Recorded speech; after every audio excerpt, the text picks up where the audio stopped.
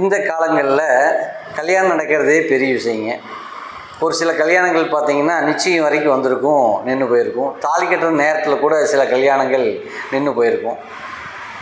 இது மாதிரி நிற்கிறதுக்கான காரண கிரகங்கள் அப்படின்னு நம்ம பார்த்தோம்னா, ஒரு ஜாதகத்தில் அது எப்படி கண்டுபிடிக்கிறது அப்படின்னு பார்த்தோம்னா, குருவும் சுக்கரனும் தான் சுபகிரகங்கள், சுபகாரியத்தை செய்யக்கூடிய கிரகங்கள்.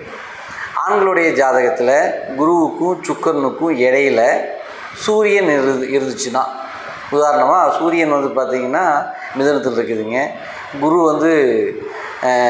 ரிஷபத்தில் இருக்குது, சுக்கரன் கடகத்தில் இருக்குதுன்னு அதுக்கு இடையில் சூரியன் இருக்காருன்னா தந்தையினால் அந்த திருமணம் நிற்கும். தந்தை பேசுனது சரியில்லைன்ட்டு நிற்கும்.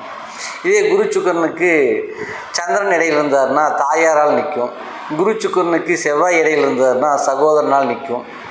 குரு சுக்கரனுக்கு புதன் இருந்ததுன்னா தாய் மாமானால் நிற்கும், அல்லது மாமன் உறவு முறையில் இருக்கக்கூடிய நபர்லாம் நிற்கும்.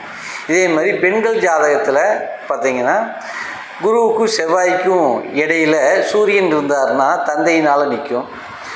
குருவுக்கும் செவ்வாய்க்கும் இடையில் சந்திரன் இருந்தார்னா தாயாரால் நிற்கக்கூடிய அமைப்பை நம்ம பார்க்கலாங்க. அதே மாதிரி குருவுக்கும் செவ்வாய்க்கு இடையில் புதன் இருந்ததுன்னா மாமனால் நிற்கலாம்.